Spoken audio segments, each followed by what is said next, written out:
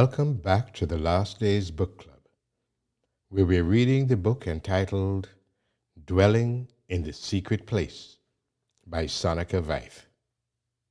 This is an ebook available online for free at clashofminds.com, where you can download it and read along with us. Sonica Veith is the spouse of well-known evangelist, lecturer, university professor, and zoologist Dr. Walter Veith. And this true story is a chronicle of their life together, their ministry, their numerous trials, tribulations, and hardships, as well as their successes, victories, and triumphs. In our last reading, we covered chapter 2, entitled Island Friendship, where Sonica met Walter for the first time. Walter was her brother's university roommate, and he brought him home one summer holiday to visit. Her mom and her had to go to pick them up, since their brother's car broke down on the way and had to be scrapped. On the drive home, she tried to keep to herself, but kept glancing at this cocky German boy with hair down to his shoulders. His eyes challenged everyone, and he seemed to have a cynical outlook on everything. But he was outgoing, joked a lot, and actually fun to be around. About 1 year later, Walter and her brother decided to drive to Mozambique to spend a week on the little island of Maracay. Her brother had his girlfriend along, and Walter had no one, so little sister Sonica was allowed to come along. But she wasn't so little anymore, having made 17 and being in the final year of high school. On the boat ride over, Walter was violently seasick, and he spent the ride drooped over the side of the boat, feeding the fish. They finally arrived at the island, which was uninhabited, with no homes, buildings, or shops. They set up their tent and unpacked the supplies they had purchased on the way. The boat would come back for them in a week. It was here that the two got to know each other. Although Walter never seemed to allow anyone to penetrate his armor of sarcasm, wit, and cockiness, one night, after her brother and his girlfriend went to sleep, they started to talk, and Walter told her all about himself. His father had migrated to South Africa from Germany and had to spend most of World War II in a prison camp. But after the war, he worked hard for his family. He was a Catholic, but married his mother, who was a Lutheran. His mother contracted cancer while he was still a young boy. And although he went to a Lutheran school, because he was raised Catholic, he received religious instruction from a nun. However, he grew to hate that nun because she told him it was a shame that his mother should go to hell when she died, since she wasn't a Catholic. What kind of a God was that, who would send his mother to hell just because she was a Lutheran? He got so angry at the nun, he would tear up the catechism book and throw it in her face. Of course, he was expelled from the class indefinitely, and when the headmaster inquired of him why he was outside, he replied, "That old witch threw him out." Of course, that earned him a thrashing, and that continued for a while. His mother, meanwhile, got more and more sick, and in those days, radiation treatment was not as advanced as today, and she was often overexposed to it and was burned and suffered intense pain. He would lie awake at night, listening to her screams of pain. The wicked nun visited his mom, but instead of helping her, repeated the curse that she would have to spend eternity in hell. She died when Walter was only 12 years old. His father remarried shortly after she died, and his stepmom did not like him at all and forced his father to send him to boarding school. Walter was an angry young man and got into all sorts of serious mischief at school, including running away into the woods, climbing pine trees, and bombarding his teachers with pine cones when they came looking for him. He also blew up a huge tree, sending it flying through the sky into the rugby field. And once, when a Jewish boy kept antagonizing him, he stuck the boy's head into a desk and slammed the lid on him. Fortunately for him, the headmaster at that school favored him, and he wasn't punished. He got through the rest of his school years without too much trouble, and eventually went to university, where he had to work to pay his own tuition, since his stepmother prevented his father from paying for him. The friendship they forged at this island was to last the rest of their lives. Dear listeners, remember, you can download this book for free from clashofminds.com and read along with us as we pick up the story today with chapter 3, entitled Haunted House. Ephesians chapter 5, verse 11. And have no fellowship with the unfruitful works of darkness, but rather reprove them. The train pulled into the Durban station dead on time. There was a commotion on the platform as people shoved and pushed to get their luggage into the right compartments and settle down for the long trip. Do you have everything now? And don't forget to write as soon as you get there, my mother said through the window. There were no emails or cell phones back in the good old times, and long-distance phone calls were definitely not within our budget. No sooner had we said our last goodbyes than the train started its 3-day trip down to the Cape. It wasn't my first overnight train trip. When we were little, my father sometimes took us on a train journey. It was the best holiday I'd ever had. In those days, the steam trains would stop at every little station in the night and load milk cans. I would be sleeping in the top bunk and would wake up hearing the conductors on the platform chat as they loaded the cans and some other goods to be transported. Then the whistle would blow, and the train would move on through the dark night, rocking me back to sleep. I resisted the pangs of loneliness and uncertainty of a new life at Stellenbosch University. I would be far away from my parents and home in a place I'd never seen before. To make things worse, I still struggled to speak when I was nervous. How would I ever get by? My only comfort was the fact that Walter would be there to fetch me at the station and help me settle into my new life for the next 3 years. When at last the train pulled into the Stellenbosch station, I looked up and down the platform, but there was no sign of a familiar face. I felt the tears rise as I walked outside dragging my heavy suitcases, but I couldn't see him in the parking lot either. I waited for more than an hour and then walked to the phone booth and back 3 times. Eventually, I searched for coins in my almost empty purse to phone a taxi. After a few painful minutes of stammering and explaining, the person on the other side understood and promised to send a car.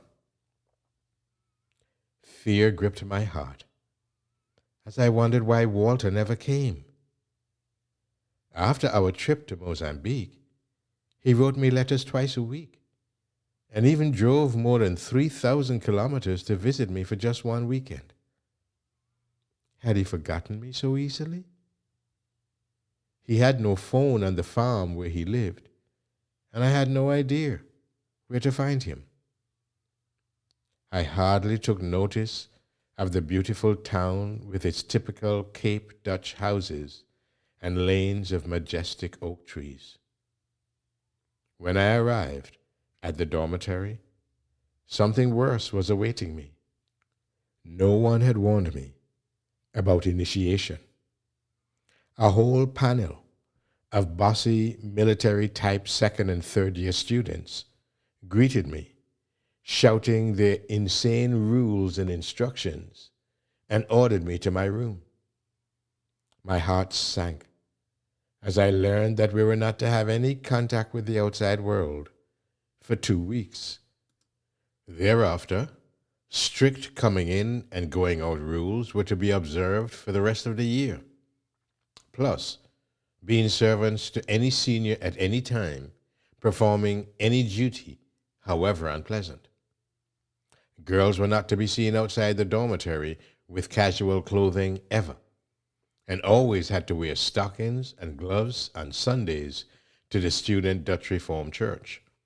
If you were late for anything, you were humiliated in front of everyone, together with receiving extra duties. I was tired. I felt so abandoned and lonely that I wished I had never come. My uncontrollable tears ever haunted me, making me run from the laughter and mocking of the older students to the toilets, the only safe place I knew. Then one day, the matron called me down to her office. A funny-looking little man stood waiting for me. He was a fellow postgraduate student of Walter at the zoology department. "You had better go with this man. I believe your friend is in hospital. But you may only stay 1 hour and then come straight back," she said, as she impatiently shooed us out. Walter looked really sick.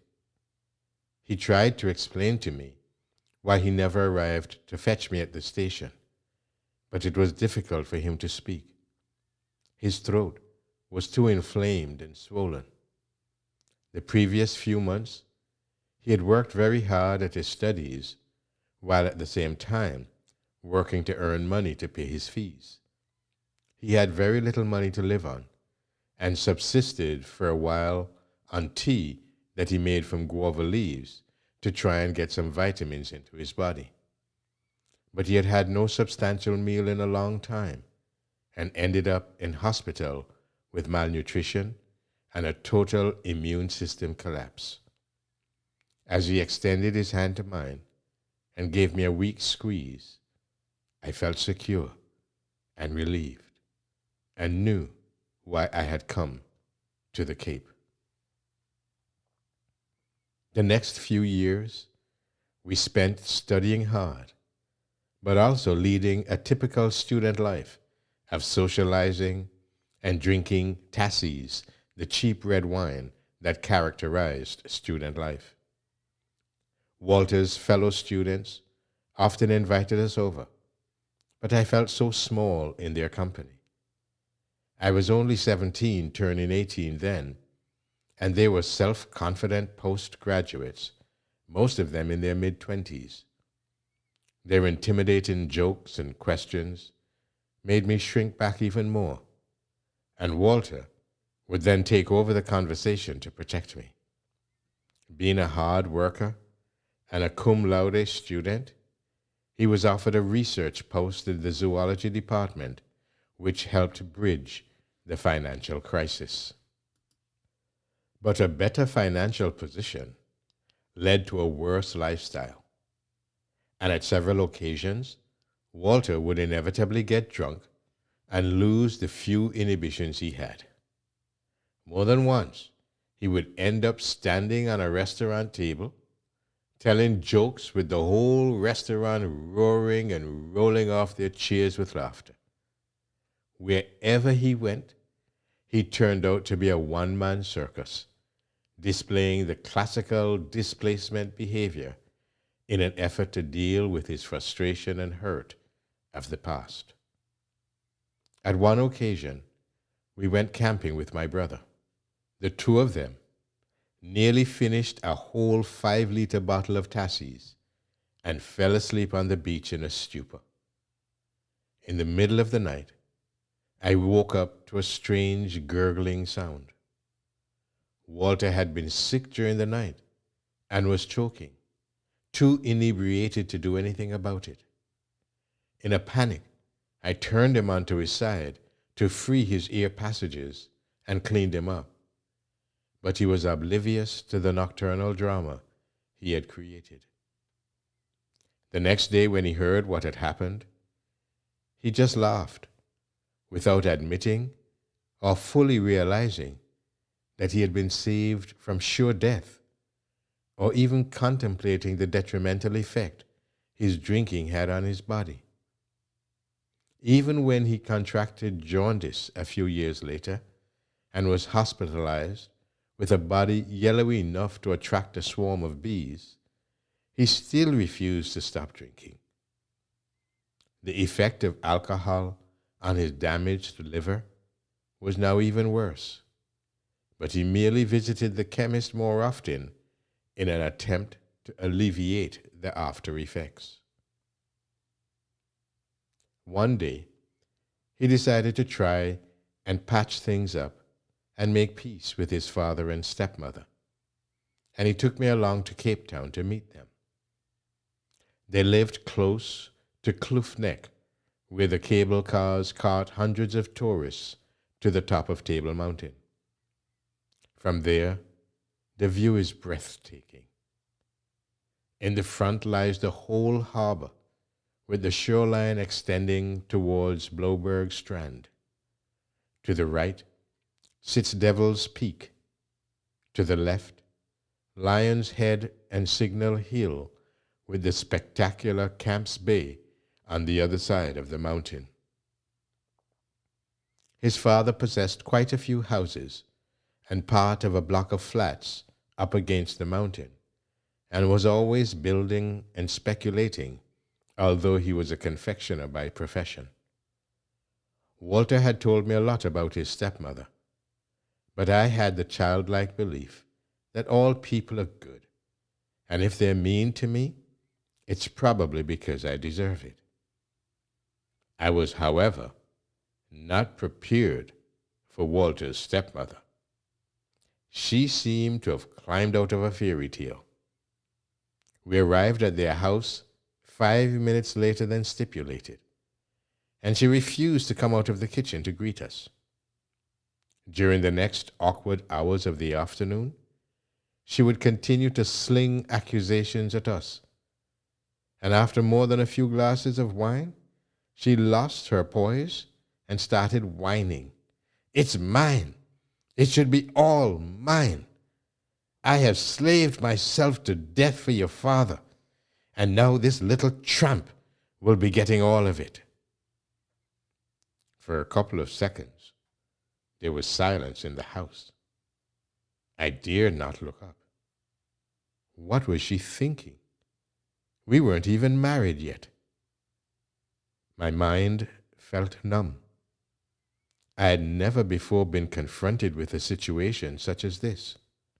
In our home, we treated one another with respect, and I cannot recall ever hearing my parents raise their voices or arguing about anything, let alone treating a visitor in such a way. Noticeably, Germans did things differently. This was more than I could handle, and I ran into the nearest room crying. Like a flash, she followed me, saying, "That's good. I hope you cry for the rest of your life." And with that, she returned to her kitchen with an indescribably smug expression on her face. That was the first time I was cursed, but not the last. Much to her frustration, we did get married in June 1974 and moved to Natal, where Walter was offered a post at the University of Durban, Westville. We bought a house not more than 10 kilometers from my parents in the beautiful Gillets area. We had 2 acres of land with banana trees, a little stream passing through the middle of the property, and a little indigenous forest with cycads and wild orchids. During the time we lived there, we often visited my parents. We spent many hours talking late into the night about my father's extraordinary experiences as a journalist. One night, as we came from their house, we drove into the garage, and without any physical reason, our car smashed into the sidewall. The driveway wasn't slippery. In fact, we had almost come to a halt when the car moved rapidly sideways. I don't believe it. This car is jinxed. What else can go wrong with this stupid car? Walter exclaimed angrily. We had bought the pickup brand new, and already the clutch had been replaced 13 times. The gearbox was replaced twice, not to mention the fact that the car boiled the very first few kilometers we drove it out of the showroom. It turned out that the radiator was solid. There was no exit for the water to the engine. A few days later, we were driving around in Durban when we slowed down as we approached a car in front of us at a street stop. But as Walter applied the brakes, nothing happened. He tried to swerve to the left and then to the right to avoid crashing into the car in front of us. But our car merely kept gliding along at an even pace until we hit the other car. And there was nothing wrong with the brakes. We were confused and frustrated, but wrote it off as bad luck and traded our unworthy mode of transport in for a little green 2-door Passat. It was about this time that an old school friend of Walter's visited us. He claimed that he had been communicating with the dead by using the Ouija board. We didn't believe it was possible, but agreed to try and see if Walter could contact his mother. Even as an adult, he missed her greatly. But of course, with a boys don't cry upbringing, he refused to admit it. Even at her funeral, his brave smile gave the wrong impression that he was not perturbed about her death, while in reality, he felt that the only one who really loved him was no longer there to protect him. He was now completely on his own. Underneath his nonchalant behavior at the graveside, he remembered how determined she was to hang on to life 4 years longer than expected, dreading to have her young boy in the hands of this cruel world. Our friend set up the table with letters of the alphabet placed in a circle and a liqueur glass in the middle. The glass started moving slowly at first with each question, but without spelling out any recognizable word. Then all of a sudden, it took off at high speed and spelt out some words with such force that the letters shot off the table. We went ice cold when we realized what was spelt out. GOTOHELL. Go to hell. We tried another question, but with the same force, the words were spelt out. Go to hell. And with the last letter, the glass shot off the table. We realized too late that we had scratched open the surface of something sinister that had better be left alone. The following weeks were the beginning of a long walk of confusion and darkness. we had invited my parents and some friends over for supper. My brother was visiting the family for the holidays and joined us. While we were busy in the kitchen, my brother came to Walter. "There's something funny going on here," he laughed, but we knew he was serious. "The glass jumped off your table onto my foot, just like that," and he gestured with his hand. Walter and I looked at each other. We felt very uncomfortable, but reasoned that my brother might have had a few glasses of wine too many. That night, after the guests had left, we washed the dishes and stacked them in the drying rack and went to bed, not giving the incident any further thought. We had a very clever Rottweiler. We named her Mayet, after a Hindu god, since the University of Durban-Westville, where Walter worked, was predominantly Indian, as was a large part of Durban. Not only was Mayet clever, but she had all the attributes one desires in a good watchdog. She was gentle with people, but had an amazing discernment as to who was permitted on our property and who had no business there. On many occasions, she protected me from potential harm where people looking for work just walked into the house while I was alone at home. In those days, we hardly locked our doors in South Africa, but times have certainly changed. Now, every citizen lives in his own private jail. We always believed that our pets were part of the family, and Mayat slept with us in the bedroom alongside the bed. Beside the dog, we also had a Persian as well as a Siamese cat who thought the dog was her mother. She used to sleep on top of Mayat or between her front legs with the huge black and tan paw over her head.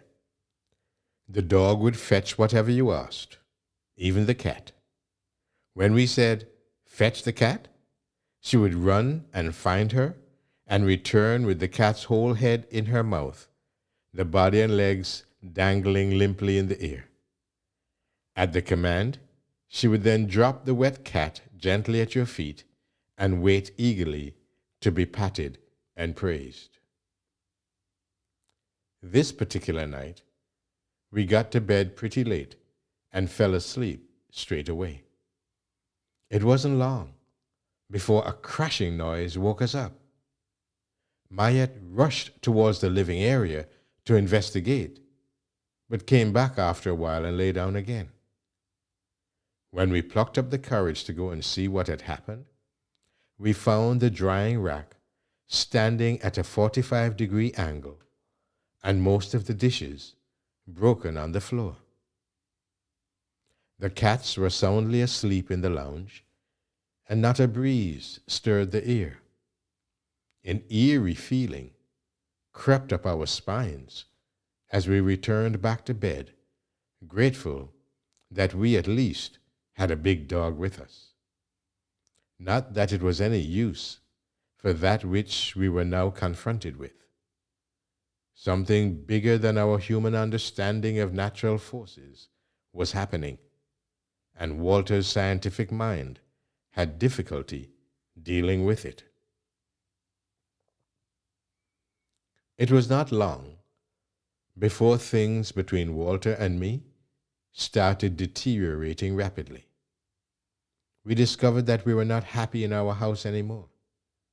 We were petrified of coming into the house after dark, and more we started arguing over the slightest thing. One night, we crept into our bedroom after we had been out, ever thankful that Mayat was there waiting faithfully for us, and pulled back the covers of the bed. On Walter's side lay the stuffed black cat that my mother's aunt had made for me when I was a child. It had been in a box, high up in our built-in cupboard from the time we moved to Natal, and there was no possibility that it could have gotten in the bed by itself. This is where Walter lost his composure and he started shaking. Too many things have gone wrong. We must find help, he whispered through chattering teeth as we crept deeper under the blankets. The next day, we phoned my father. He had more experience with these things than anyone knew, we thought. This is quite common, you know, he thought for a while and then continued. We once had a woman who worked for us who put her bed in the back room on bricks. When I asked her why, she said, so the Tokoloshi, a well-known little demon in the Zulu mythology, wouldn't be able to get into her bed. But one night, we heard her scream, and when I ran out to her room, she told me that Tokoloshi had tried to strangle her, bricks or no bricks, under the bed. I set some stuff alight in her room and smoked old Tokoloshi out, he chuckled, and then continued on a more serious note. It is quite possible that a worker in your garden could have buried some voodoo charms in your garden. Did you perhaps fire someone lately? No, nothing like that happened, we assured him. Well, maybe the previous owner caused the problem. I'll come over tonight and see if I can do something. It never dawned upon us that our Ouija board experiment could have opened a channel for unseen evil forces to enter directly into our lives. That night, my dad arrived armed with plenty of garlic. He walked through the house, tossing garlic cloves into the corners and making the sign of the pentagram with his right hand. Let's see what happens. I hope the smell won't chase you away as well, he joked, and left. But it seemed that the spirit had no problem with garlic, nor with occult signs. The unusual incidences continued, and my father suggested that we visit a spiritualist church to find out if some departed spirit had advice for us about our situation. He explained to us where to go, and the next Sunday, we dressed in our only reasonably presentable clothing and set out to find some answers. The church looked like any regular church. The congregation sat in regular pews and looked like regular churchgoers. There were no weird characters dressed in black with long black fingernails holding a crystal ball. The priest in front said a few words and then proceeded to let his eyes roam through the congregation until his gaze settled upon us. There is a lady standing behind you, dressed in a long dress, from about the late 1800s, it seems. She wants to communicate to you that you'll be starting with a family earlier than you think. And with that, he turned slightly and focused on someone else. Walter and I looked at each other. What does a baby have to do with our problem at home? We were driving home discouraged when Walter suddenly remembered that Catholic priests were exorcists. He sheepishly admitted to me that his science and analytical mind had no solution to the problem and felt he needed to find a priest who could deal with the spiritual realm. The Catholic Church certainly seemed to have some strange, lasting influence on him, especially in view of the fact that he was raised Catholic only for the first 8 years of his life, after which he refused to have anything to do with them. But they say, once a Catholic, always a Catholic. Or, as the Jesuit motto by the founder of the order, Ignatius Loyola, says, give me a child until he is 7, and I will show you the man. Well, I thought to myself, I don't know what good this will do, but I faithfully went along as he hastened to the nearest priest in our neighborhood. I had hardly waited a few minutes in the car when Walter came rushing out. We were always very different, like chalk and cheese. He would be extremely hyperactive, and I always super calm under stressful conditions, which often annoyed him even more.